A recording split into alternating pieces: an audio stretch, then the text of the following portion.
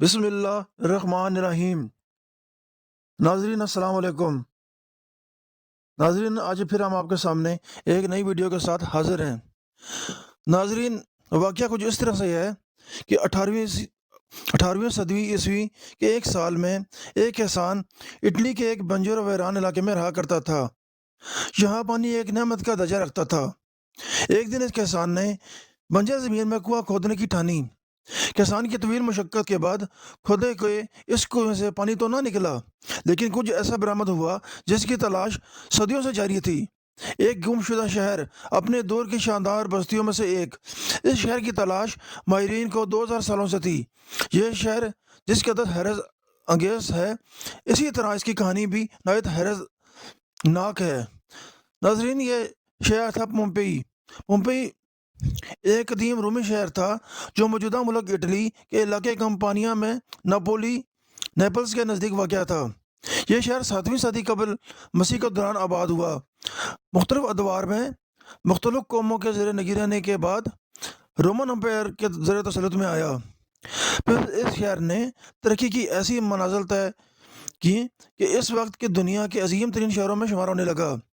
پانی کے تالاب، کلب، بیکریاں، کشادہ سڑکیں، water supply scheme, library, community centre, ہسپتال، گھوڑے باندھنے کے جدید استبل، 2 منزلہ مکانات اور مکانوں کے پیچھے چھوٹے چھوٹے لان اور ان میں نصب فواروں نے اس شہر کو جنت بنا دیا تھا۔ یہ دنیا کا پہلا شہر تھا جس میں زیبرا کراسنگ شروع ہوئی تھی۔ یہیں سے کریم کیک ایجاد ہوا تھا اور یہیں سے اجتماعی غسل خانوں یا حمام کے تصور نے جنم لیا تھا۔ یہ رومن امپائر کے بڑے بڑے تجارتی شہروں میں سے ایک تھا، لیکن دولت کی فراوانی کے بعد رفتہ رفتہ اس شہر کی پہچان تبدیل ہونے لگی۔ اجتماعی غسل خانے یا اجتماعی حمام بے حیائی کے مرکز بننے لگے۔ چند دہائیوں کے بعد یہ بے حیائی اس شہر کا عام مزاج بن گئی۔ اب اس شہر کی پہچان زرعی تجارتی یا صنعتی شہر کی نہ رہی، بلکہ اب یہ ایک بڑے آزاد معاشرے یعنی کہ فری سوسائٹی کا شہر بن گیا۔ کسی پابندی، کسی روک ٹوک، ہر قسم کی قانونی اور سماجی بندھنوں سے آزاد کھلے عام جنسی تعلقات اس شہر کی خاص پہچان بن گئے۔ یہاں کاروبار تھا جسموں کا اور لذتوں کا۔ آپ نے حضرت لوط علیہ السلام کا واقعہ اور ان کی قوم کا واقعہ تو ضرور سنا ہوگا۔ جب وہ قوم جنس پرست کی لعنت میں مبتلا ہو گئی تو اس قوم پر پتھروں کی برسات ہوئی، انہیں نیست و نبود کر دیا گیا۔ ایسا ہی کچھ معاملہ پومپئی کے ساتھ بھی ہوا تھا۔ پومپئی جنسی سرگرمیوں اور غیر اخلاقی حرکتوں میں کہیں آگے نکل چکا تھا۔ یہاں عورتوں سے، مردوں سے، یہاں تک کہ جانوروں کے ساتھ جنسی تعلقات بنانا بھی عام ہو گیا تھا۔ جسم فروشی اس شہر کا بنیادی پیشہ اور معیشت کا اہم ستون بن چکا تھا۔ صرف عورتیں ہی نہیں بلکہ کئی تندرست مرد بھی اس کام میں پیش تھے۔ غلاموں کے ساتھ ساتھ عام شہریوں کی ایک بڑی تعداد اس پیشے سے وابستہ تھی۔ عوام کے ساتھ ساتھ شہر کے اشرافیہ یعنی اس کے امراء، افسران اور اکثر وزراء یا تو اپنے اپنے کبا خانے کے مالک تھے یا پھر جسم فروشوں کی تجارت میں ملوث تھے۔ جو جسم فروشی اور گناہوں کی اس لعنت میں زیادہ مبتلا ہوتا، پومپئی شہر میں وہ اتنی ہی زیادہ اہمیت کا حقدار تھا۔ بڑے بڑے رومن افسروں کی بیگمات آزادانہ تعلقات کی اس لعنت میں پڑی ہوئی تھیں۔ اس پر شرم تو درکنار الٹا فخر کیا جاتا۔ اس شہر کے کھنڈرات سے ملنے والی تصاویر اس قدر بیہودہ اور فحش ہیں کہ لوگ انہیں دیکھ کر اپنے کانوں کو ہاتھ لگاتے تھے۔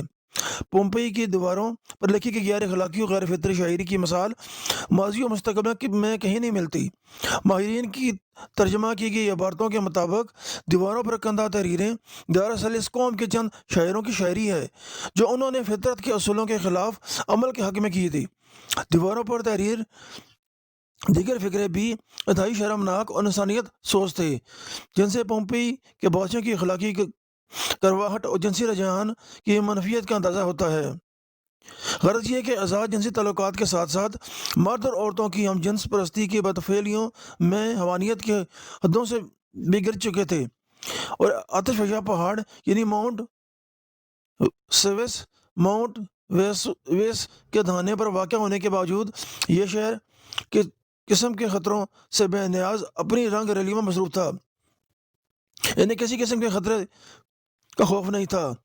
79 عیسوی میں اس قصبے کے قریب واقع ویسوویس کا آتش پہاڑ پھٹ گیا، پہاڑ سے لاوا پھوٹ پڑا۔ یہ آتش فشاں اس قدر شدت سے پھٹا کہ آسمان میں دور دور تک اس کی راکھ اور پتھر اڑنے لگے۔ کچھ ہی دیر میں لاکھوں ٹنوں وزنی دہکتی راکھ پومپئی شہر پر آ گری۔ پومپئی شہر کے 20,000 افراد موقع پر ہلاک ہو گئے۔ 3 دن تک یہ آتش فشاں آگ اور لاوا اگلتا رہا، اس شہر کو صفحہ ہستی سے مٹا دیا۔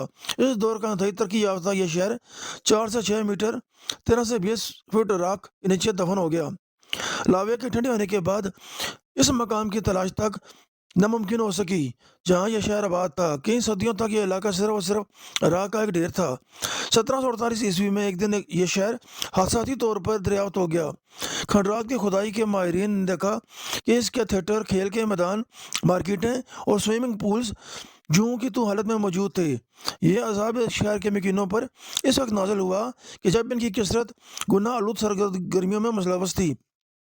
اس شہر کی دریافت کے بعد کھدائی کی گئی تو ماہرین آثار قدیمہ یہ دیکھ کر حیران رہ گئے تھے کہ لوگ مردہ حالت میں محفوظ ہیں، اور ایسا لگ رہا تھا کہ جیسے قدرت نے اخلاق باختہ حرکت کرنے والی قوم کو آنے والی دنیا کے لیے نشانی عبرت بنا دیا ہو۔ جو شخص جس حالت میں تھا اسی حالت میں رہ گیا۔ آج بھی جب پومپئی کی باقیات اور دریافت ہوتی ہیں تو وہاں کے رہنے والوں کی لاشیں بے گور و کفن اسی حال میں ملتی ہیں جس میں وہ آخری وقت میں موجود تھے۔ ان سے پتہ چلتا ہے کہ بڑی تعداد میں لوگ، مرد عورتیں، بدفعلی میں مصروف تھے۔ کئی گھروں میں روزمرہ معاملات زندگی کے آثار بھی ملتے ہیں جو جوں کہ توں ایسے ہی رکے ہیں جیسے کسی نے اچانک انہیں ساخت کر دیا ہو۔ اس شہر کا زیادہ تر حصہ دریافت کر لیا گیا ہے، کھدائی بھی جاری ہے۔ پومپئی کی پختہ سڑک پر چلتے ہوئے ہر گھر میں موجود کچن، باغات اور چشموں کو بآسانی سے دیکھا جا سکتا ہے۔ اس شہر میں صاف پانی کی فراہمی اور نکاسی سے لے کر زندگی کی ہر آسائش موجود تھی۔ یہاں کے لوگ کا شمار اس خطے کے امیر ترین لوگوں میں ہوا کرتا تھا، لیکن افسوس ان ناقدروں نے اپنے پروردگار کی نعمتوں کا انتہائی غلط استعمال کیا اور آئندہ آنے والی قوموں کے لیے ہمیشہ ہمیشہ کے لیے نشان عبرت میں تبدیل ہو گئے۔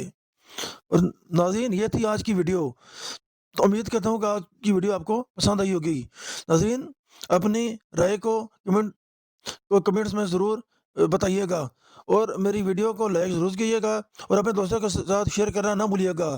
میرے چینل کو لازمی سبسکرائب کر لیں تاکہ میری آنے والی ویڈیو آپ کو فوراً مل سکیں، اور بیل کا آئیکن بھی لازمی دبائیں تاکہ ٹائم سے آپ کو ویڈیو مل سکیں۔ ملتے ہیں اگلی ویڈیو کے ساتھ، تب تک اجازت، اللہ حافظ۔